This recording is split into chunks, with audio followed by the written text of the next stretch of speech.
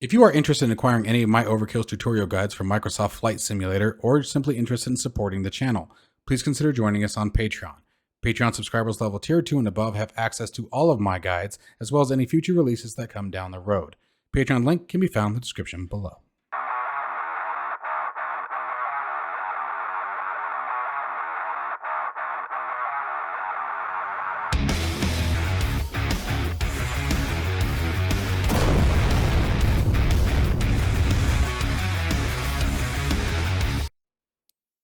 Hello everybody and welcome back to the channel, and today we are once again taking a look at these guys here, the Simbuilder's GNS530 and G1000 avionics suite. It has been a couple of months now since I've had them, been using them for quite a while, and I figured it was time to do sort of a follow-up on what I actually think about them.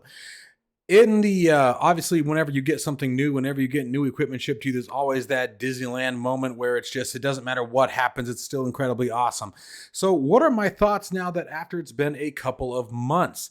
And we're going to be talking about everything from price point to configuration to ease of use to the overall tactile feel to the displays to just configuring everything in general. So let's go ahead and just get started right with the basics. So first off, let's talk about the aesthetics. They are very, very aesthetically pleasing, you guys. They are absolutely beautiful pieces. If you guys have any questions about that or any doubts about that, I highly suggest you guys check out my previous video on them. I'll have a link to that down in the description below if you're interested, where we get nice and close up. Today's more or less about really giving you guys what the experience is and not so much getting all intimate with them, if you will. But if you guys want to see them up close, by all means, check out the link in the description below and you guys will have access to that video as well. But they're extremely aesthetically pleasing. One of the things that came up, actually, ironically enough, a lot in my previous video was the fact that they all say Flight Sim Builder right up here at the top. That really irked a bunch of people. And I had to giggle about that because people were comparing it to, for example, Real Sim Gear, who does the same thing. So that part, I don't know. It's to everybody. Maybe just you don't want any of it, but I think even the real Garmin says it somewhere on it. Anyway, I digress. So for those who are concerned about the aesthetics, in my personal opinion, I think they're absolutely gorgeous. I wouldn't expect any developer to develop something like this and not put their brand on it, especially when we're talking about home simulation use and something that they want people to recognize the name and remember the name. At the very least, you guys are going to remember Flight Sim Builder one way or the other, whether because you liked the brand or didn't like the brand, but you're going to remember the name. Second thing now, let's talk about the configuration, right? The configuration, for me, it does have the ability to be used without the use of SPAD Next, but I don't recommend it. That is probably the one catch point there that they have going on for them, is in order for it to be effectively used and used well, you want to be using it with SPAD.next. SPAD.next runs with a lifetime purchase. I believe it's $59.99, call it $60. However, that's no problem for me. I've already had SPAD Next. I swear by SPAD.next. That hasn't changed. And actually, we're getting ready to do another video on how to use SPAD.next here in the future. So stay tuned for that as well. But SPAD.next is an absolutely amazing program, and one of the really cool things about its integration with this particular piece, both of these, is that all you simply do is you open it up in SPAD, you click on one of the buttons within inside of SPAD.next that corresponds to either one of these panels, go to online snippets. Flight Sim Builder has put their own profile on SPAD.next's site. Click one button and boom, all of your buttons are mapped and ready to go. Now, buttons are only half the game. You also have the displays that come with them, right? The way they did the pop-out panel manager or the pop-out panel management, not manager, but management, is perfect. In every other touchscreen, so like I've got another touchscreen. I don't know if you guys can see it. No, probably not. But over here, left to the other side, I've got a touchscreen. I've got another one right here that I'm touching on right now.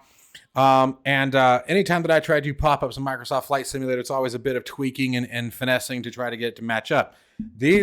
I dropped the pop-out panel, so pop out the G1000, for example, dropped it over to this screen, full screened it, done. Everything lined up perfectly. Same thing with the GNS530. It worked absolutely flawlessly, so I was really stoked about that. So the configuration is just absolutely on par. I mean, there just really isn't much to talk about there, other than, again, having the need for SPAD.next. You can configure things without the use of SPAD.next. I want to emphasize that. I just don't recommend it. I would recommend, if you're going to go the route of paying for this, for example, I think this guy comes in at right around $650 US for the G1000 configuration, that screen and all, without the mount. The mount, I believe, is a little bit extra, but again, at that point, you know, They both do it.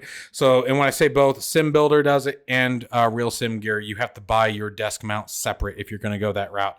So that's neither here nor there. It's not going to change the price point comparison. And I think that's really who these guys compare against is Real Sim Gear. And by the way, guys, I want to make it very clear as I get into this, Real Sim Gear has no ill will from me. They're fantastic, beautiful, incredibly well-made pieces of equipment. I just think these are too. And for the price point, I think Real Sim Gear for their G1000 is just, I think it's $999. I think let's call it $1,000. And this guy again, it comes in at $650. Either way, I know that there's a pretty significant price difference between the two. And I got to try out Real Sim Gear stuff over at the Flight Sim Expo 2023 in Houston. And I can tell you right now that the quality and the texturing and the modeling of the controls and the features are right in line with each other. The one catch that I'll give Real Sim Gear is I do not believe Real Sim Gear needs SPAD.next. I think that it has its own software that it uses. So that is one pro there. But again, at a $350 price point difference, how much is that $350 worth, right? Because, even after the purchase of SPAD.next, if you don't already own it, you're still coming in at only $700. You're still saving a bunch of money. So I want you guys to keep that in mind. I'm very much pro Flight Sim Builder. As far as the overall experience in using it, it has greatly enhanced my flight simulation experience, especially if I were to say one actually shined above the other, believe it or not, it would be the GNS530. The GNS530 is it's so tiny inside the sim to begin with. And then everything is just on these two little rotaries with a couple of buttons inside. It really takes some getting used to navigating around the different menus and screens. This was a lifesaver. It truly, I have basically ignored the GNS530 prior to receiving this device right here. Once I had this thing in hand, and I think this one only comes in like $289, I think, just shy of $300, I think is what this one's running. And again, a link to Flight Sim Builder's website will be down in the description below. So if you guys want to check it out and check my prices by all means. Now, like I said, big, massive game changers. Now, the other really cool thing is even in VR, one of the really nice things about both of these devices is it's very, very easy because they've sort of got that one-to-one build. Everything is exactly where it is when you see it on screen. Is it makes it very easy to just reach up in VR, closing the eyes, reach up in VR and know exactly where you are. For example, like there's my baro, there's your course, there's my radios, etc. And you can come down. There's all my autopilots, right? And you're seeing it now. Obviously, I can't tell you which autopilots I'm touching right now, but inside the simulator, they're in the same spot. So you'd know what you're doing. All right, 1, 2, 3, 4 down is heading or whatever it may be. So even in VR, they're great. They're absolutely wonderful. Now, and that's one thing that I would actually recommend to Flight Sim Builder is maybe sell one without the screen and reduce that price a little bit for just VR users. Just a hint there. That might be a kind of a cool thing for you guys to do if you guys see this video, which I'm going to send it to. So hopefully you do. So configuration is a breeze. The sense of immersion and overall experience that happens with using these is definitely a massive change. It's a great improvement. Again, I think the GNS530 for me shined above the G1000. The G1000 over this time with being within Flight Simulator, I've gotten pretty used to inside the sim. Not to say that this isn't awesome. I would not want to get rid of it by any means whatsoever. I would not want to let this go now. Now that I've been flying with it, it's a done deal. It's part of me now. It's part of me. This is where this gets tough, is talking about cons. And I've been debating this all day long. Like, what do I say? I don't have any. And that's rare, guys. I think the only thing that I would say, and this would go to Flight Sim Builder, this would go to Real Sim Gear, I don't think you should charge extra for the desk mounts. You need a place to mount it. You need a way to mount it. And at that price point, I do think the mount should come with it. And this is just me trying to come up with something negative, guys. But outside of that, I love it. Now, one of the really cool things about these mounts is what I ended up doing with mine is I glued using like super glue or something like that. I can't remember what I used, something stronger than that. But I glued 40-pound magnets into each of the 4 corners. And so these are on magnets. And so I can very easily pop them off if I want to. This one's a little tougher, actually. The 530, I think it's because they're so close together, requires a lot more. There it goes. Okay, but you guys catch the gist of what I'm trying to do here. And I really recommend that, by the way. And maybe that's something that you guys could implement too, Flight Sim Builder. If you guys are watching this, put magnets on the bottom of these, or even maybe sell the package with magnets that can screw into the bottom of it, maybe nut and bolt system, because this really is cool. With the development of, for example, the NextLevelRacing Pro Flight cockpit that we have here, the DOF Reality H3 motion sim that I've got there, they're all metal frames. So having the magnet bases makes it really awesome. And the nice thing about it being on these metal mounting plates, guys, is you don't have to worry about magnetic interference because they're not close enough to the device to create a strong enough field. Now, you probably wouldn't want to go much higher than, like I said, the 40-pound magnets. But I haven't had any issues with everything whatsoever. No ghosting problems, no connectivity issues, no weird artifacts on the screen. It's been absolutely phenomenal. And again, I don't really have anything else negative to say about them. They work absolutely beautiful. They feel great. The buttons still have that same wonderful tactile feel they had the day that I brought them home and set them up. I haven't had anything break, crack, any issues with the screens. And I mean, you guys see how many videos I do, and these are always being used. They are used constantly. Right now, I've been using the GNS530 extremely heavily with the development of my TBM 850 guide. I'm implementing a GNS530 guide inside of the TBM 850 guide, so stay tuned for that as well. It's going to break down every single screen of the GNS530 and how to use it page by page by page. So it's going to double up as a cool guide. So if you guys are interested in supporting that project, please consider joining me on Patreon. It really makes a lot of this stuff possible, and I'm so grateful for all the support. But as far as any other cons, I really can't. I don't have any, guys. The price point is definitely competitive to its only competitor, outside of somebody maybe on Etsy, who might be doing something similar, but I guarantee their prices are right up there with it, being even, having less access to the same hardware. The 3D printing is absolutely beautiful. When I first got this one, when I did the first review on this one, and it's actually still in the video, you guys. So if you guys watch my previous video on the G1000, which will be down in the description below, I'll have a description of both of the previous videos down there. But the G1000 video, what you guys will see is up here in this corner, there was a issue where the bezeling had started to sag down from transport in the truck. I live in Tucson, Arizona. And so obviously shipping from, I believe it came from California, don't quote me.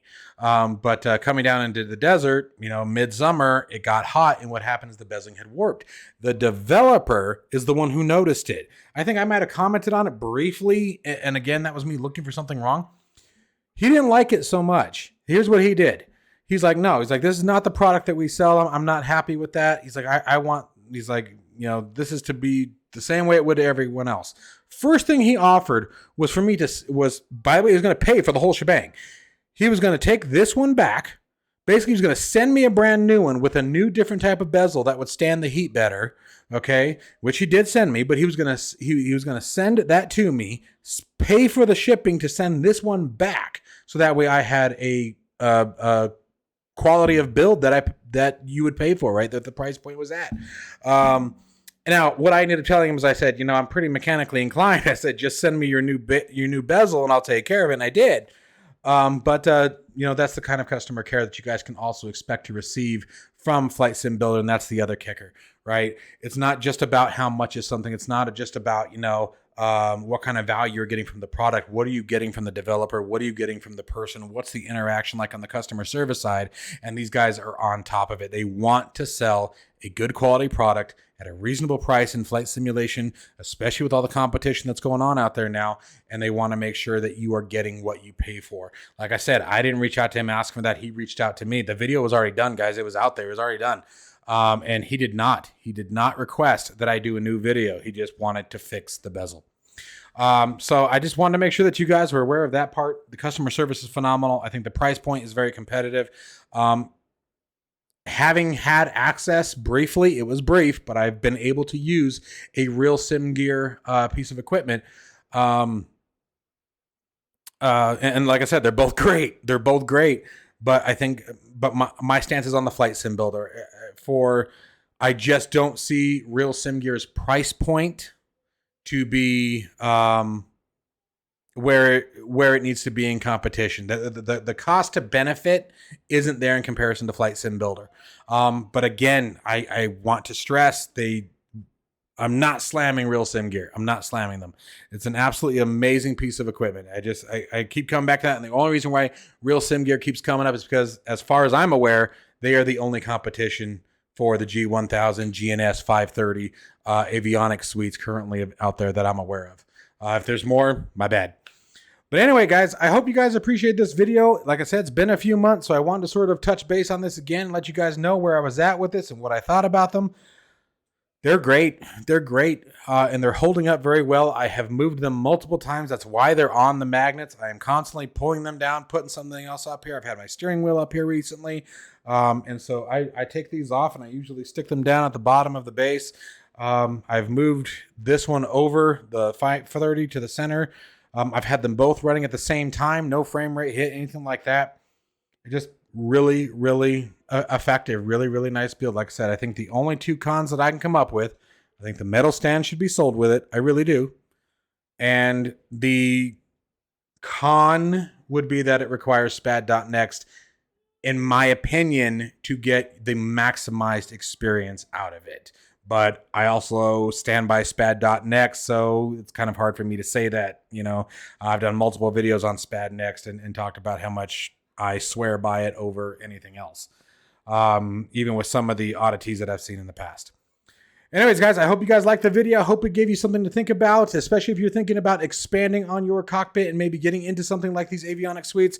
If the G130 or G1000 is out of your reach, maybe take a look at the GNS530. I think you guys would be happy either way, especially if you're like me and you avoided the 530 because the whole point click and everything with the mouse is just it's pretty cumbersome with the 530 inside the simulator. And this little guy changed all of that for me. So as always, guys, stay safe and healthy, and I will see you in the next one.